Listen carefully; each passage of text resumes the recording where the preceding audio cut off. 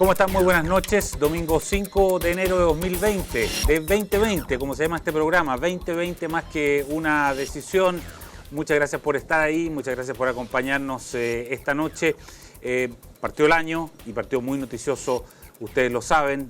Tenemos un evento muy relevante para el país en cuestión de horas, en la prueba de selección universitaria de la PSU. De eso vamos a estar hablando en nuestro primer bloque con nuestros panelistas de siempre, Silvia Izaguirre, Max Colodro. ¿Cómo están? Buenas noches. Buenas noches. Y tenemos también como invitado esta noche al vicepresidente del CRUCH, el Consejo de Rectores, el rector Aldo Valle, rector de la Universidad de Valparaíso. Rector, buenas noches. Buenas noches, muchas gracias por esta invitación. Gracias por estar con nosotros, sabemos que es un esfuerzo especial. Ustedes saben, el rector vive en la quinta región, pero está acá con nosotros, estamos completamente en vivo, son las 10 de la noche y 1 minuto. Rector, hoy día a las 5 de la tarde partió el proceso de reconocimiento de salas para el proceso de la prueba de selección universitaria de la PSU.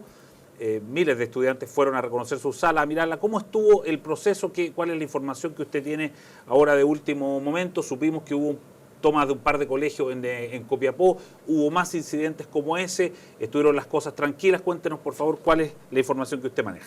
Sí, nuestra evaluación es muy positiva porque el proceso se desarrolló con la habitualidad que ha tenido otros años en todas las grandes ciudades donde podría haberse esperado alguna manifestación pública de discrepancia. No tenemos ningún registro de eso.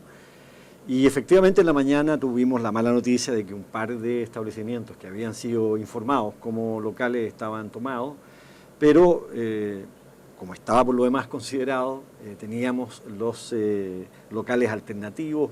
Eso ya se informó durante el día a los postulantes que debían rendir ahí las pruebas, y en consecuencia esos estudiantes mañana van a poder llegar a los nuevos locales a rendir las pruebas porque la instalación se va a poder hacer oportunamente.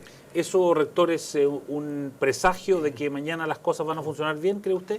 Nosotros, desde luego, hemos hecho un llamado a la serenidad, a la confianza.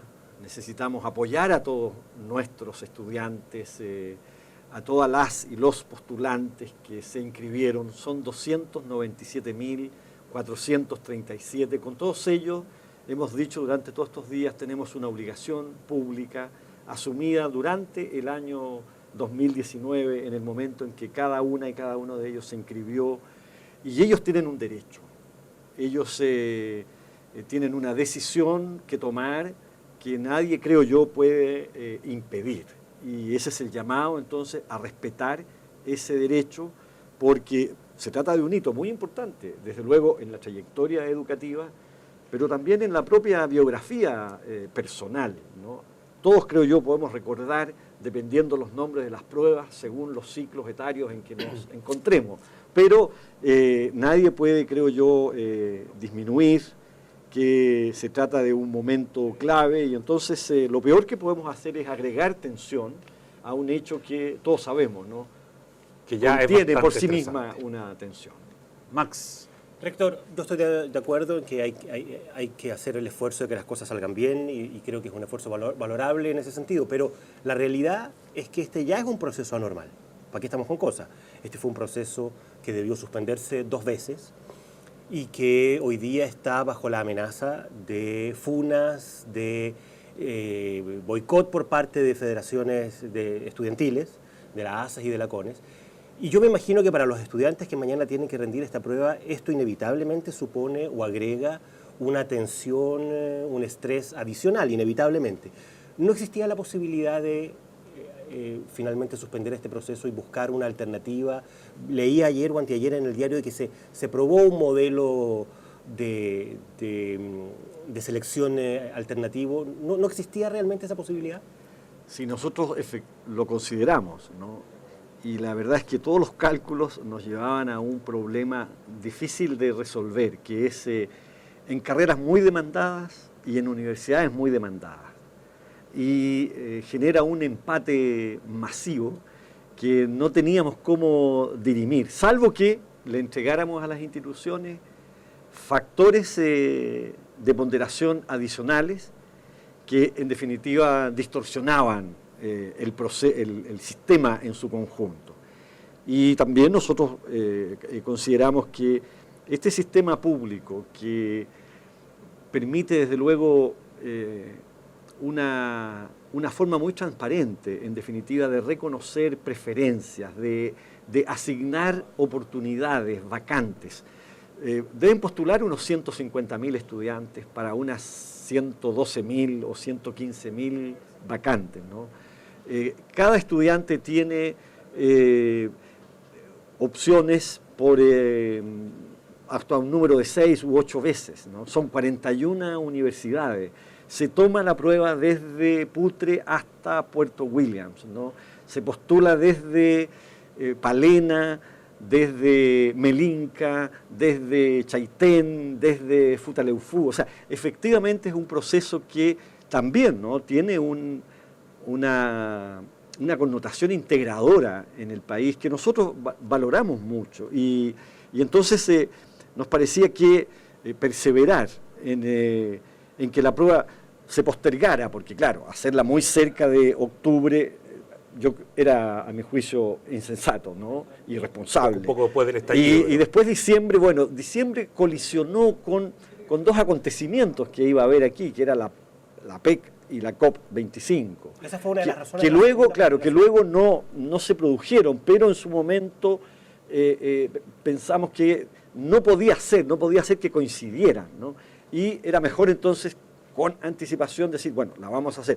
Pero era el tiempo máximo que teníamos también para postergar. ¿Por qué? Porque con esta fecha los resultados se van a entregar el 28 de enero. Ahí hay 4 días para que los estudiantes puedan postular, ¿no? Y luego eso requiere también de un procesamiento, con toda esta complejidad, digamos, de alternativas que hay. Y entonces la matrícula, a diferencia de muchos años, creo yo, tal vez esta sea la primera vez, la matrícula de primer año se va a hacer en la primera quincena de marzo. ¿No? Y es cierto que hay un nivel de tensión, pero los países tienen que hacer un esfuerzo por seguir funcionando. Eso nos parece a nosotros también. Porque quedarnos en la perplejidad de que ante un hecho así, bueno, debíamos alterar también este hito finalmente de la educación superior que cada año y por mucho tiempo, afortunadamente, ¿no?, a mi juicio ha funcionado sin perjuicio de empatizar también con la crítica. Yo por lo menos soy de aquellos que creo que debemos revisar los instrumentos, debemos ajustar mucho más la función clave de un sistema de admisión, que es articular el sistema educacional entre el sistema escolar y la educación universitaria. Yo creo que eso todavía no lo tenemos bien logrado, pero estos cambios se hacen también sobre la base de generaciones que se están sucediendo una tras otra, año tras año, y que no podemos tampoco detener. O sea, cualquier cosa que queramos hacer ahora, tenemos que decirlo en algunos casos con una anticipación de 4 años, o sea, cuando un estudiante todavía no ha llegado a primero medio. Claro. Y entonces tiene unas complejidades que debemos enfrentar, y la invitación por lo mismo también de mi parte y de nuestra parte como Consejo de Rectores, que ya la hicimos años atrás, la hicimos en el 2018, a todas las organizaciones estudiantiles. Queremos escuchar sus propuestas, queremos modificar el diseño de matemáticas, porque pensamos que es posible pensar en una prueba general obligatoria y en una prueba de matemática avanzada, que las instituciones también distingan y ponderen, ¿no? Bueno, factores precisamente sobre ese punto, Silvia quiere hacerle un par de observaciones. Sí, rector, buenas noches. Buenas noches. Yo justamente le quería preguntar sobre el asunto de fondo. La PSU ha tenido, el sistema de admisión ha tenido varias críticas hace harto tiempo, y uno no ve que el CRUCH haya reaccionado de forma oportuna. Y le cuento un par de críticas. El informe Pearson, ¿verdad?, del 2012, entregó una serie de observaciones a la prueba.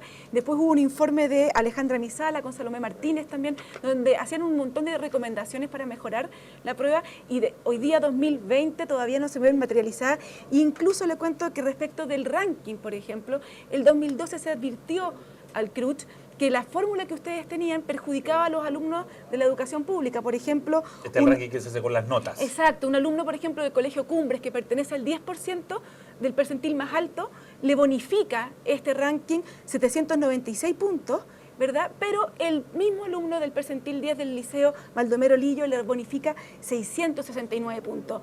Hay 50 puntos en promedio de diferencia entre... O sea, hay muchas cosas que se pueden hacer, se han dicho desde el 2012, 2013, y uno ve que todavía no pasa. Le quería preguntar por qué cuesta tanto materializar estos cambios y avanzar a mejoras concretas para tener una prueba, digamos, más justa. Sí, yo creo que ha habido también alguna diferencia a nivel de los especialistas, para hablar con toda transparencia. No todos hacen la misma valoración del valor de predictividad que tiene la prueba de selección universitaria, la prueba de matemática, el nivel de confiabilidad que tiene, de consistencia, y eso obviamente que deja a los demás también, a quienes no son expertos ni en psicometría, ni en estadística o en alguna otra disciplina más pertinente.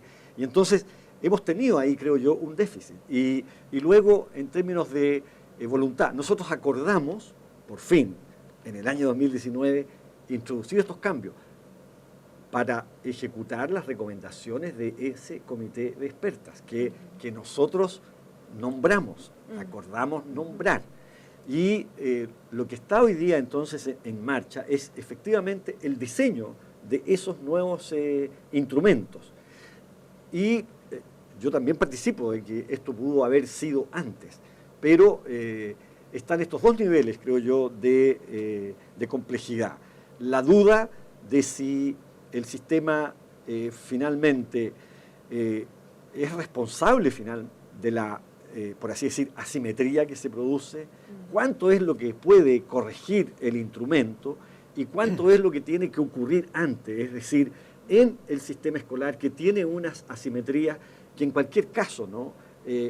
Aunque usted quiera medir aptitud y conocimiento, tendrá que ser sobre la base de que quienes egresan de la enseñanza media alcanzan unos ciertos estándares, porque si no, lo único que hace usted es finalmente diferir el problema para un momento posterior en que la universidad tendrá que hacerse cargo de los déficits que, por así decir, se traen, y no se puede cursar exitosamente una formación profesional si no se superan. Entonces, yo entiendo que eso ha sido en muchos casos, no solo, por así decir, es falta de voluntad, sino también claridad, certidumbre, que no se construyen solo los rectores, también creo yo se construye por quienes finalmente son las personas que tienen las competencias disciplinarias más específicas, ¿no?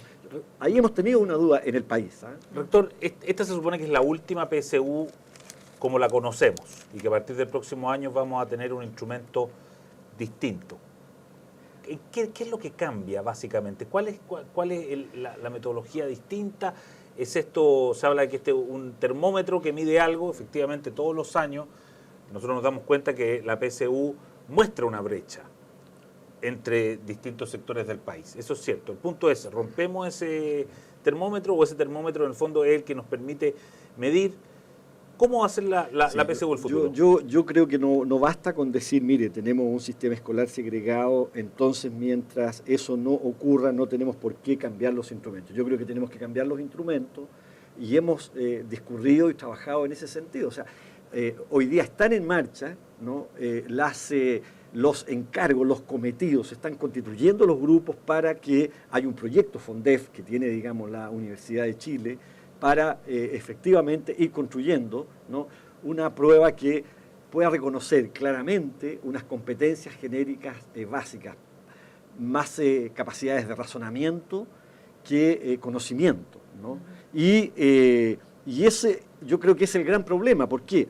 Porque la prueba se hizo pensando que alineada con el currículum, ¿no? Debía entonces dar cuenta de cómo el sistema escolar alcanzaba esos objetivos de aprendizaje. Pero lo cierto es que no tenemos un sistema escolar. En la realidad tenemos varios sistemas escolares. Y hay uno que es muy masivo, que no alcanza esos objetivos de aprendizaje.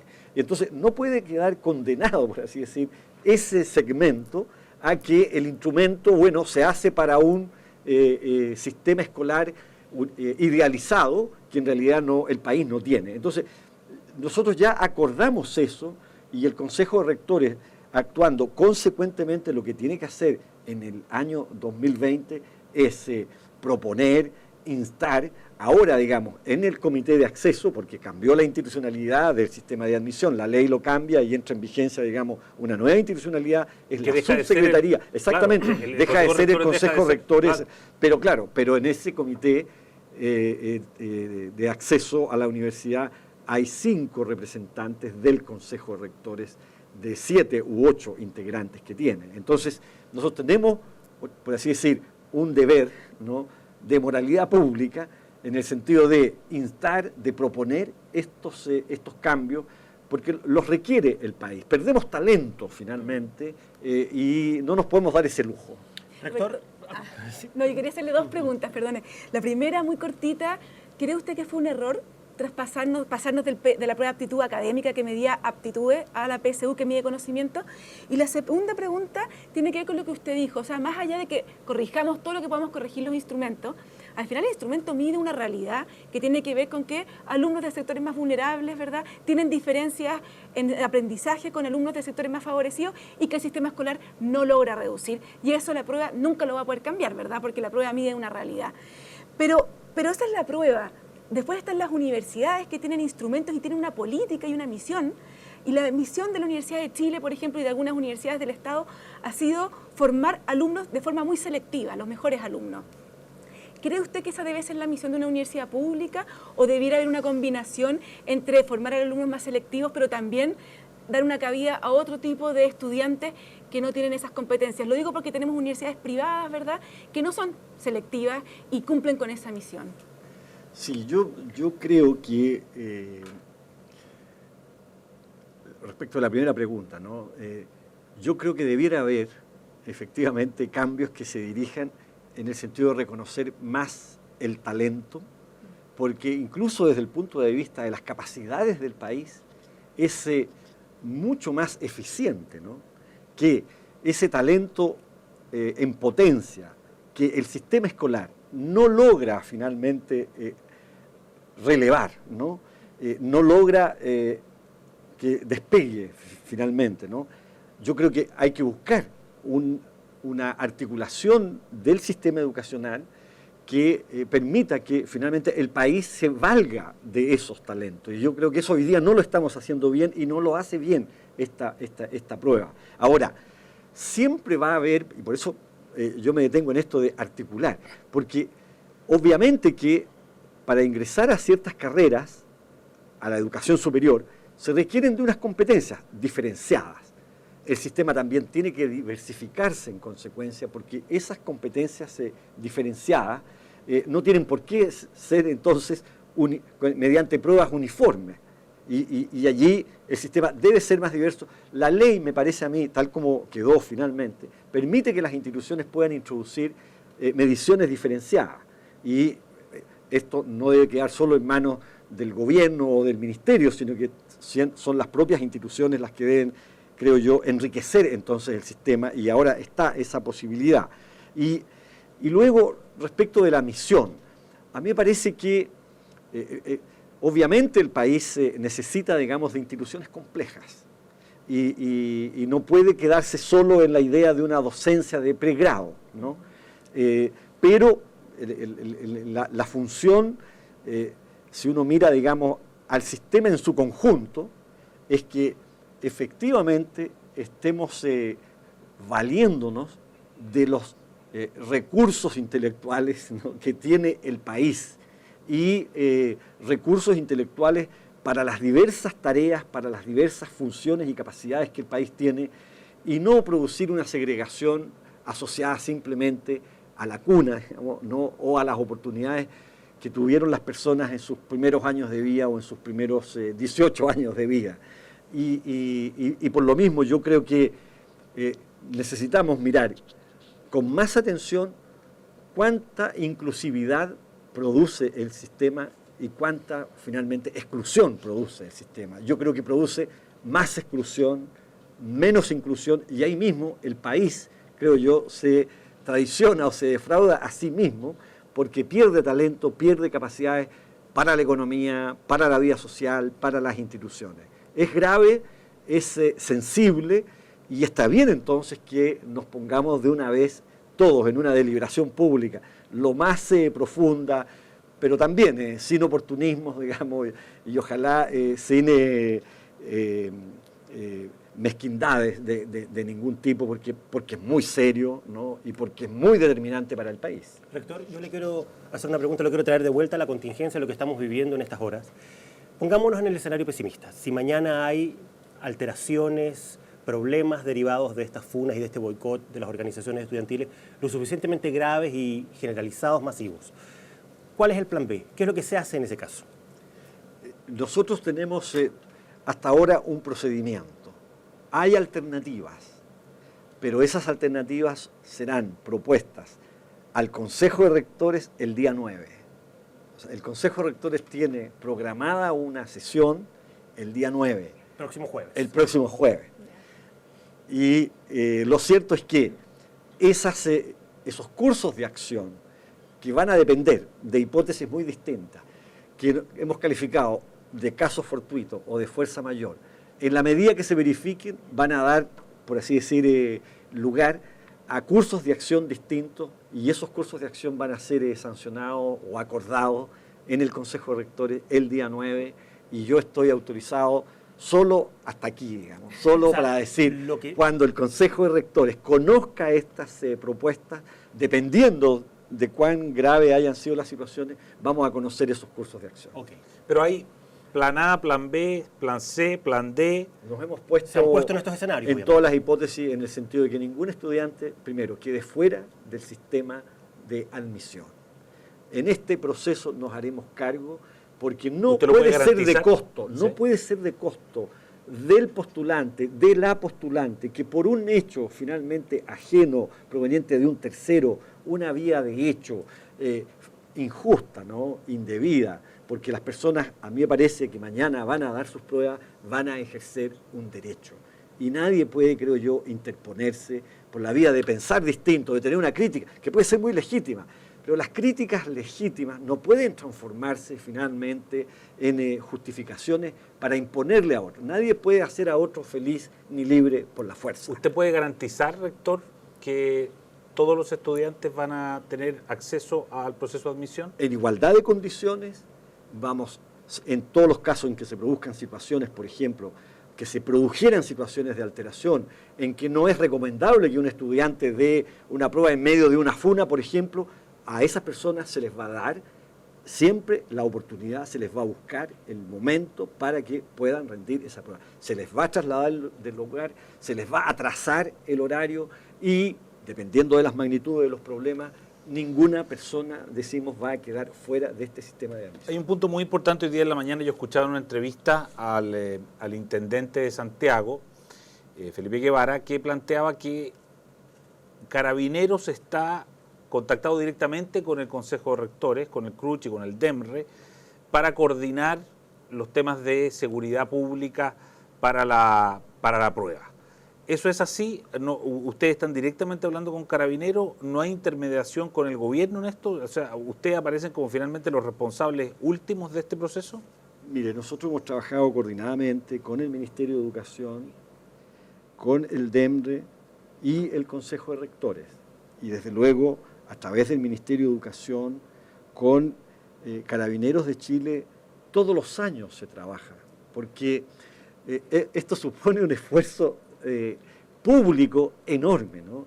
Mire, que lleguen oportunamente a Putre, ¿no? Las pruebas, que lleguen con seguridad, que luego vuelvan las pruebas de allí con seguridad, debidamente sellada, de los distintos pueblos. O sea, hay una coordinación, siempre ha habido una coordinación, y es cierto que intervienen 25.000 personas finalmente en toda la logística del sistema, sin contar la participación de Carabineros, que también lo hace. Y en términos de seguridad, mire, nunca hemos querido sobrereaccionar, nunca hemos querido ir más allá de lo que las circunstancias se aconsejen. Y tenemos confianza, también hemos hecho una interpelación aquí, digamos, en el sentido de que la sociedad chilena valora la educación, valora las oportunidades de las personas, valora el mérito, el desempeño de las personas. Aquí efectivamente hay, para la mayoría de las personas, ¿no?, una oportunidad.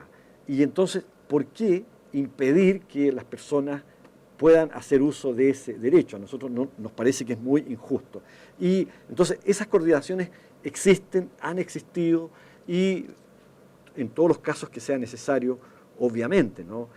Piense usted, ¿cómo aseguramos que se pueda acceder expeditamente a los recintos? Bueno, el control del tránsito, los estudios previos que se hacen, se requiere de información de Carabineros, y Carabineros ha contribuido, como todos los años, ¿no?, también este año, a que el sistema, digamos, pueda funcionar, pero nunca nadie ha visto la presencia masiva de Carabineros, ni dentro ni fuera, salvo que se produjeran, ¿no?, vías de hecho, situaciones, digamos, de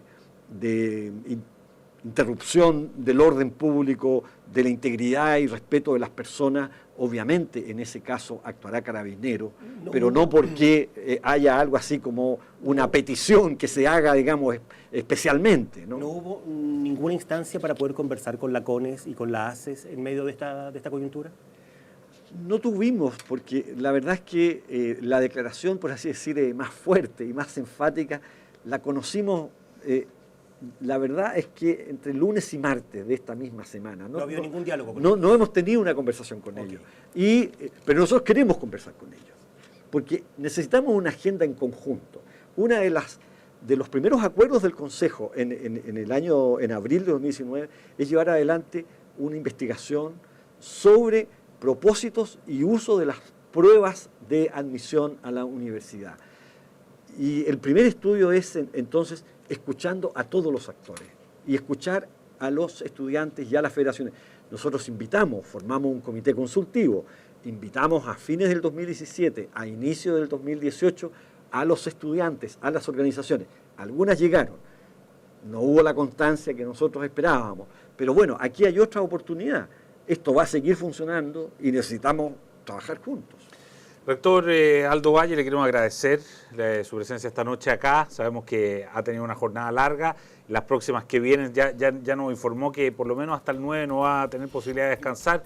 Hay quienes dicen que este proceso que ocurre mañana con la PSU es un proceso bastante simbólico respecto a la capacidad que tenga el país para sacar adelante procesos relevantes como este para la marcha de Chile, así es que le deseamos éxito, ¿no?, en lo que viene. Bueno, muchas gracias, les agradezco su apoyo. Bueno, nosotros vamos a ir a un breve corte. Cuando estemos de vuelta estaremos acá con los senadores Juan Antonio Coloma y Felipe Arboe. Hay mucho que hablar todavía, hay proyectos que ya han sido anunciados en el día de hoy, como el proyecto de salud, por ejemplo, y por supuesto toda la importante agenda que tendrá que debatir el Senado durante este mes de enero. No se vayan.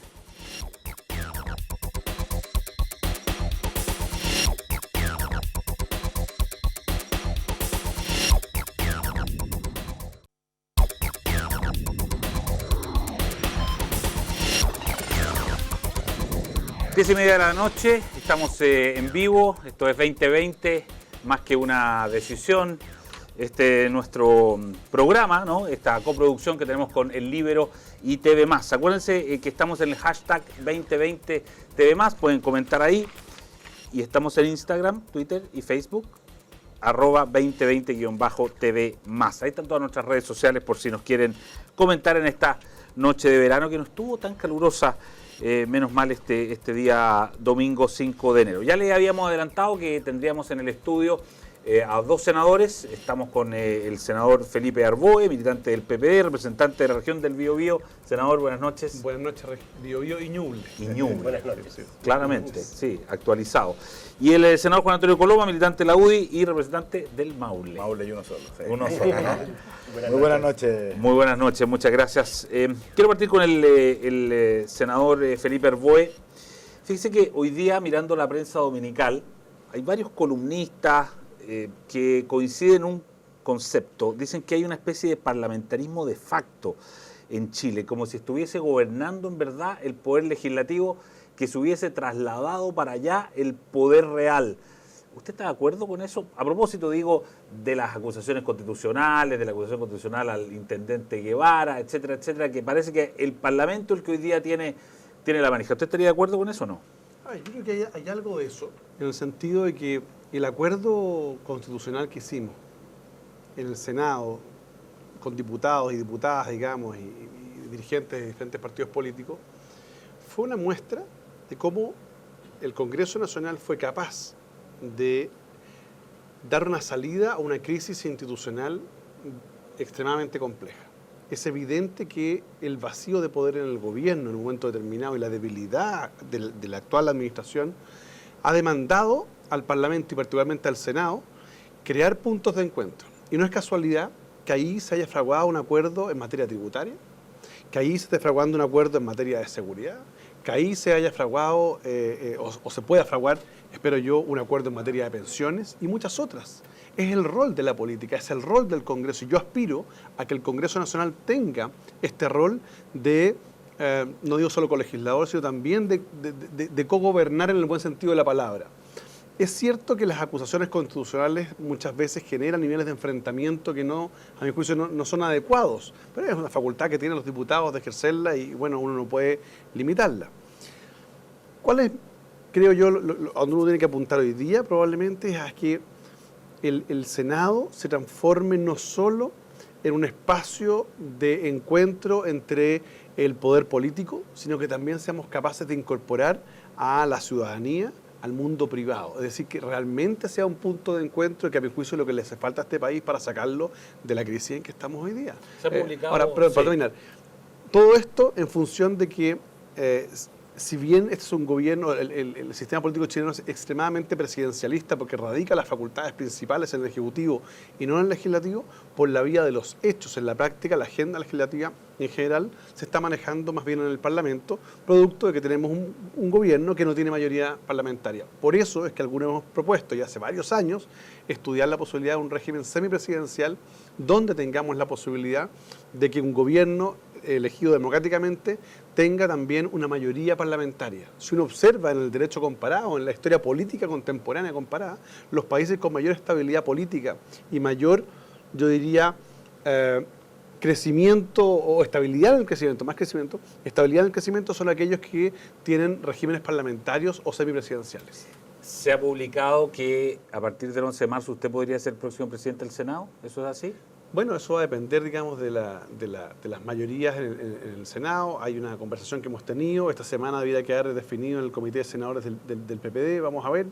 Yo honrado de que se me haya postulado para esa función y si me corresponde ejercerla, que dependerá, insisto, de los senadores y senadoras de mi coalición, habrá que ejercer la responsabilidad como corresponde. Ahí queremos volver un ratito más. ¿Usted está de acuerdo con el parlamentarismo, esta especie de parlamentarismo de facto, el tema de la Constitución Constitucional? Usted tuvo que sufrir hace poco la destitución, no digo, más bien que prosperó la acusación constitucional contra Andrés Chadwick de su partido. ¿Cómo lo ve usted?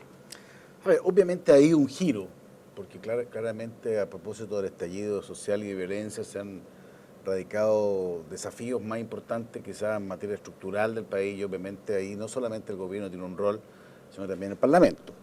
Dicho eso, yo creo que hay dos cosas que hay que hacer una pregunta siguiente, ¿es bueno o malo? Yo tiendo a pensar de que nosotros tenemos un problema severo, básicamente, lo discutimos hoy día en la mañana en otro debate con Felipe Arbós, básicamente con el mundo de la izquierda, que de mi perspectiva, y particularmente la Cámara de Diputados, ha sido capturada por el Frente Amplio y que son los que llevan la batuta, la línea, hacen lo que de alguna manera el resto baila a ese son.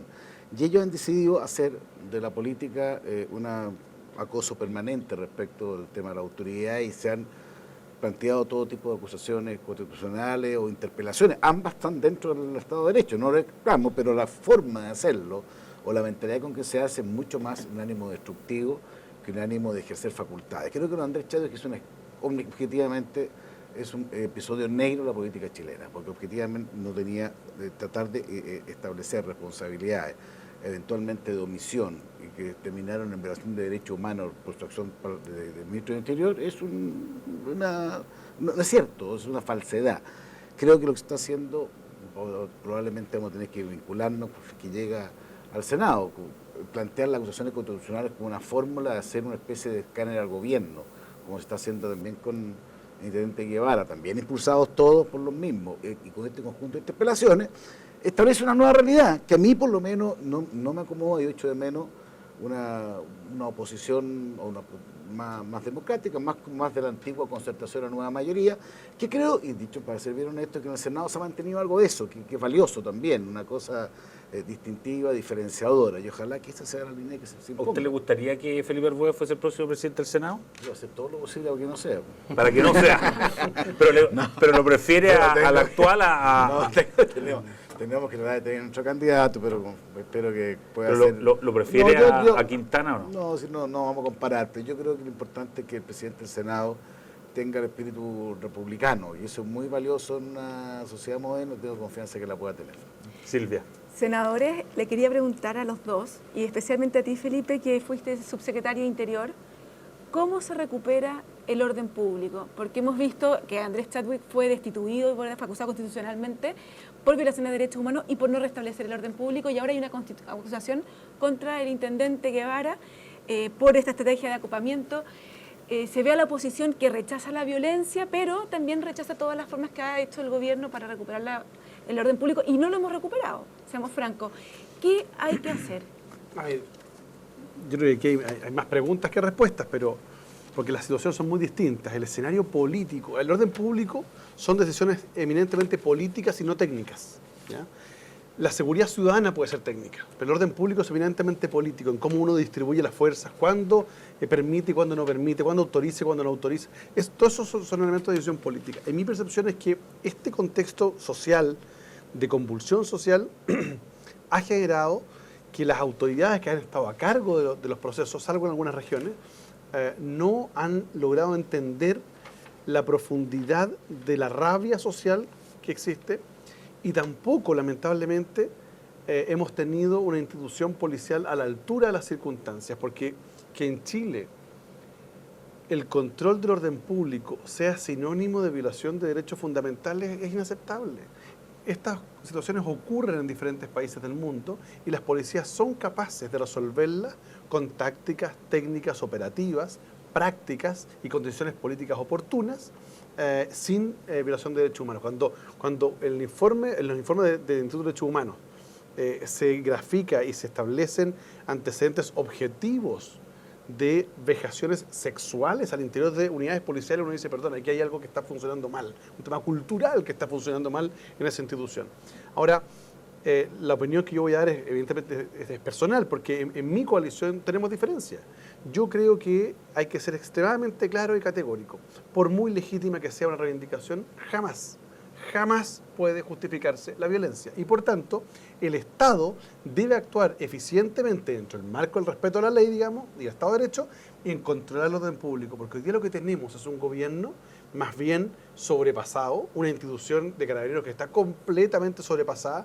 Cuando uno conversa con los funcionarios, no con los mandos, con los funcionarios, con la familia de los funcionarios, conozco muchos de ellos, dice, oye, el problema que tenemos es que no sabemos cómo actuar, ya no sabemos qué hacer. Y eso es un problema. Entonces, por eso es que me tomé la libertad, convocando a diferentes senadores y senadoras y a todos los expertos y expertas de todos los sectores políticos en una comisión de reforma de Carabineros de Chile, una reforma estructural. No la que tiene el gobierno, porque evidentemente el gobierno no puede hacer una reforma estructural porque con suerte está administrando el día a día y podrá hacer una propuesta de modernización, como dice el ministro de Interior. Pero un ministro de Interior en ejercicio no puede plantear una reforma estructural de la policía porque ese minuto que la policía le hace un paro.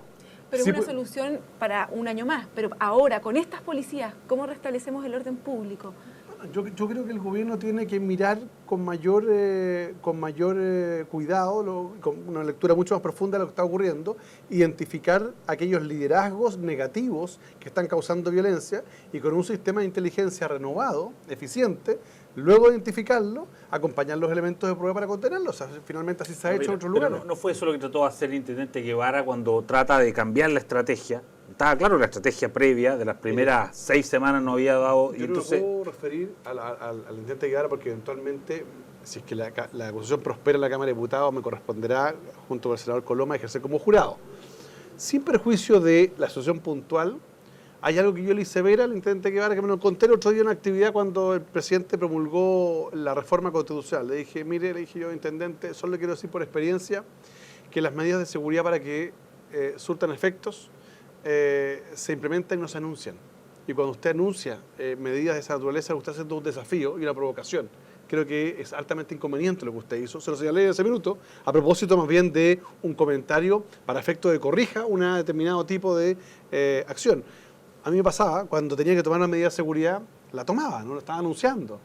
¿Desde cuándo nos estamos acostumbrando a que todas las medidas de política pública se anuncien por la prensa? O sea, al final del día necesitamos gente que gobierne, y gobernar implica tomar decisiones que no siempre son populares, pero son correctas para el país. Señor Coloma, usted iba a decir algo. Sí, yo voy a decir algo, pero a ver, bueno, la última parte de la intervención respecto de que Carabineros objetivamente necesita una modernización, los mismos altos mandos lo han señalado, una reforma profunda.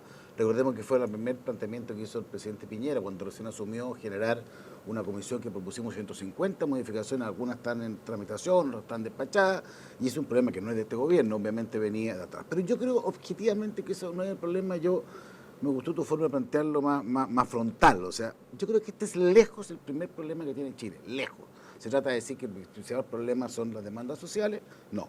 O que se trata del tema económico, no. El tema de orden público es el que condiciona todo el resto. Mientras haya una situación de inseguridad pública, de un conjunto de matones que se tomaron Chile, porque no solo la Plaza Italia, son las plazas de distintos lugares del país, donde hacen lo que quieren, eso es un problema que es la primera gravedad.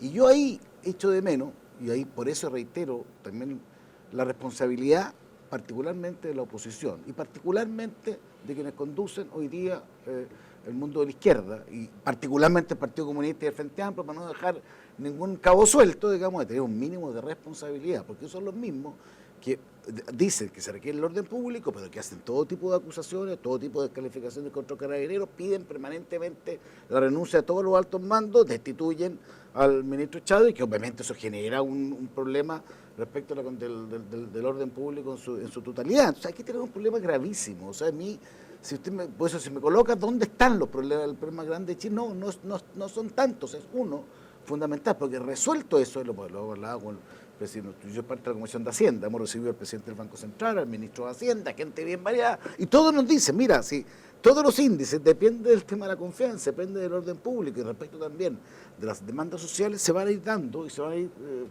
mejorando en la medida que haya seguridades mínimas respecto del ciudadano común y corriente que tiene derecho a andar en la calle y no andar amenazado permanentemente por un conjunto de matones, que hay una gran dificultad también de aplicarles la ley. Olvídese, yo lo sufrí, yo sufrí, me quemaron la sede, yo por lo menos lo he tratado de ir a través de la ley, con abogado, algo me iba haciendo, pero no es tan fácil. Entonces también aquí el sistema judicial requiere mucho más velocidad investigativa para tener sanciones y capacidad de determinar quiénes son los que están generando los problemas graves. Partiendo de esa base, un gobierno sobrepasado, Carabineros sobrepasado, la violencia no termina. Hemos tenido un verano realmente poco usual desde el punto de vista de las cosas que han ocurrido. La semana pasada tuvimos el incendio de un cine, el incendio de una universidad, este fin de semana el incendio de una iglesia. Eventualmente hay expectativas de que en marzo la cosa pueda recrudecer. Una pregunta también para ambos: ¿cómo se va a hacer en Chile un proceso constituyente? Un plebiscito el 26 de abril en un contexto donde no logramos todavía resolver lo que usted considera el principal problema, que es el problema de orden público. No, yo creo un problema. ¿Cómo vamos a encarar ese fenómeno, ese proceso constituyente, si no logramos resolver antes el problema de orden público? Yo creo que es clave resolver el tema de orden público, pero aquí la ciudadanía eligió un gobierno. Y yo creo que el presidente Piñera ha sido incapaz de resolver el tema de orden público y seguridad. Perdón, los indicadores de seguridad. La Fundación Paz Ciudadana nos entregó los indicadores, cómo se disparaba la delincuencia en los últimos indicadores. Y nosotros hemos hecho énfasis en eso, hemos cooperado, porque el ministro Blum hoy día, el Mercurio lo dice. En la Comisión de Seguridad y Constitución han cooperado, y en Hacienda también han cooperado mucho. Pero vemos incapacidad práctica para hacer la pega. O sea, a mí cuando a mí me dicen, oye, hay que resolver el tema del público, resuélvanlo. Si eligieron un gobierno, bueno, háganse cargo. Si nosotros en la oposición podemos tener un discurso mayor o menor, ¿ustedes creen, de verdad, la gente cree en sus casas, que lo que diga el senador A o el senador B le va a importar a los de la primera línea, a los nacionales? Eso les da lo mismo. Pero si se aprueba la agenda de seguridad con la ley anti-encapuchado, anti-saqueo, hemos sacado casi todas. Pero no han salido. Pero no están promulgando. Bueno, porque hay otros debates. Primero, este país eligió un gobierno, pero también eligió una oposición. y lamentablemente una mayoría opositora en el Parlamento, que desde mi perspectiva, y me incluyo a mí, ha sido un obstáculo, va más en la Cámara de Diputados, permanente respecto de, primero, leyes distintas. Todavía no sale la ley antisaqueo, todavía no sale. El tema de antiencapuchados que todavía están enredados ad infinitum. ¿Pero por qué no Hay sale una esa dificultad. ley? Y segundo, tenemos, dice, sí, 4 semanas, pero 4 semanas es una enormidad dentro de las 6 semanas de violencia que hemos vivido. Y hay un conjunto de... Estoy esperando que el gobierno presente las indicaciones en materia de delitos informáticos. Por ejemplo, desde octubre estoy Pero esperando. si la ha presentado respecto a Pero temas esto es un mucho más problema de ley, que es un problema esto. operativo, Es de ley, de voluntad política. y también de voluntad Operativo. política, también no es fácil. Es práctico. No es Oye, fácil si la ley no te va a cuando tú tienes cambiar un la cosa. conjunto parlamentario de la oposición más instalado en la Cámara de Diputados. Yo quiero ser Sí. súper franco, que son francotiradores intelectuales respecto a tratar de destruir el principio de autoridad, tratando de neutralizar al general de carabineros, a cada carabinero que sale. Yo, por lo menos lo veo en la región, digamos, todos los rayados, hoy día los famosos ACAF, ¿te has dado cuenta que está lleno? O Utah, que son cuestiones internacionales. Acá es Insulto a la policía, claro. Americanos uno y los otros son argentinos, son del lunfardo argentino, tratando de ir disminuyendo y erosionando la figura del carabinero. Adicionalmente, tenemos un conjunto de peticiones infinitas, de acusaciones constitucionales, hay una especie de retaíla, De como yo calendario, decía, de calendario. retaíla, un calendario, en donde, claro, cuesta mucho. Cuando uno tiene sentido de país, ¿sabes la cosa? Yo tengo la única autoridad moral es que yo sé que he sido parte más de la oposición que del gobierno. Es una cosa que la tengo muy... Espero que... No sé si se va a cambiar ya. No un trauma, No, digamos, trauma, pero yo lo tiene muchas asumido. veces yo fui requerido, muchas veces, por el gobierno, por los ministros del Interior, en su momento, para generar espacios de unidad frente a desafíos mundiales. nosotros- Nunca oye, nosotros lo hemos dudamos. A ver, ¿cómo lo han hecho? ¿Cómo lo han hecho, no, senador? no lo han hecho. Perdón, Yo no he visto, perdón. particularmente de la oposición chilena, entendiendo por tal, cosas que no dependen de ti, obviamente, digamos, no he visto una voluntad de decir el orden público es lo primero, aquí cortémosla con andar acusando a todo el mundo respecto de todo, terminémoslo con aceptar los insultos que se van propagando y no andemos pidiendo renuncia, por lo menos ¿Cómo es el mantengamos secretario el del orden público. Interior, Felipe Arbós, cómo es el secretario del Interior a cargo del orden público? ¿Qué es lo que ha hecho? Claro, usted? primero, cuando el presidente convoca un acuerdo de seguridad, no lo convoca porque se le haya ocurrido a él. Fuimos nosotros los que le dijimos al ministro Chadwick, oiga, este es un tema fundamental. El presidente lo convoca y los primeros que estuvimos ahí fuimos nosotros. Le puede estar el senador Coloma, yo sentado al lado del presidente, el primer día, la primera reunión. Este acuerdo será exitoso o fracasará en la medida que usted se compre una profunda reforma policial. Porque Y eso es lo que parte de necesitamos las hoy día. medidas tienen que ver Y con empezamos eso. a trabajar en eso. Luego, ¿se puede hacer una reforma policial en medio de la crisis? Es como Ahí, reformar a como ese bomberos en sí, medio del claro, incendio. Pero es una reforma, no, por eso digo yo que es una reforma. A ver, eso fue la modernización y proyectos que se despacharon del Senado, están en la Cámara de Diputados. ¿Ya? Eso se aprobó, y se aprobó en tiempo récord, dicho por el propio ministro entonces Andrés Chadwick. Luego viene la agenda de antisaqueo. Oye, ingresa el proyecto de ley, lo tramitamos, lo aprobamos en general el mismo día, el que ingresó. ¿Y por qué no ha salido? Porque resulta que ahora está para que la sala lo vea. Yo en la Comisión de Constitución de Seguridad lo sacamos y estamos esperando que la sala Pero no se hay despache. ni un sentido de Senador. urgencia, Felipe. Y no depende de ti, no ¿Cuál hay es- ni un cuál es sentido mi de punto? urgencia. Es que Pareciera que vamos a pasar 3 meses más y va a venir, perdona, va a venir la inquietud tuya, que yo también la tengo. ¿Cómo generamos un proceso constitucional Yo que vuelvo a yo decir quiero que resulte hoy día con garantías mínimas hay- para los Pero ciudadanos si que hoy día puedan el pro- concurrir a hoy día- votar? Oye, hoy día el problema no es de ley. Tú puedes tener las penas del infierno, pero si no tienes la capacidad de identificar quiénes son los autores, da lo mismo. Tiene Y que el ver con problema la que tienes hoy confianza. día es que tienes un grave problema de inteligencia. Este gobierno, y fueron las razones por las cuales yo fui muy duro con el ministro Chávez en su oportunidad, porque se lo advertí, se lo dije. Este gobierno Se lo dije, heredó un se lo- pésimo perdón, sistema de perdón. inteligencia del gobierno Sí, anterior. perdóname, pero, y del gobierno pero- anterior y perdón. del gobierno no, anterior. No, perdóname. Si no inventaron la inteligencia, este Resulta gobierno. que cuando este gobierno asume, ponen un operador político, un ex candidato a diputado derrotado, el señor Masferrer, a cargo de la inteligencia del país. Eso no había ocurrido jamás, un operador político. ¿Quién estaba Que antes? además, el señor Villalobos, Ya antes, ya trabajó en la Vicaría de Solidaridad. No, digamos- Oye, Pero pero perdón, quería perdón. tocar Pero eso una para terminar, no tiene que ver con dimensión. inteligencia. para pues. terminar. Termina Para el que Arbós y seguimos con consentimiento. Silvia. a Para ver. terminar, ese señor echó a 26 analistas de inteligencia, gente que había trabajado 10 y 12 años, infiltrados en movimientos insurreccionales, los echaron. Eso fue Y a partir y del lo reemplazaron 2010. ¿por quién? Por expertos. Eduardo lo conoce muy bien. ¿Qué expertise tiene Carlos Saldivia? Carlos Saldivia, periodista del Mercurio, para estar a cargo de la inteligencia árabe. Perdóname. ¿Por qué ponen un conjunto de operadores? Funcionando, Felipe. ¿Por qué un Está conjunto de funcionando. operadores políticos ingresaron a la ANI? Eso no se había visto nunca. Eso es la Pero responsabilidad. estamos de acuerdo que se debe cambiar Mi, hace muchos mi años. breve No experiencia se en la cambió. ANI en el A 2012 ver. era bastante deplorable, pero yo le quería hacer otra pregunta, dos preguntas en realidad. En la violencia hemos visto que tiene distintas dimensiones y una dimensión que se ha podido ver es la inmersión del narcotráfico en ciertas poblaciones y extendido a lo largo del territorio chileno, por lo menos en el norte y fuertemente en Santiago. El narco ha destruido países como Colombia, como México. Yo no conozco una experiencia donde un país le haya ganado al narco.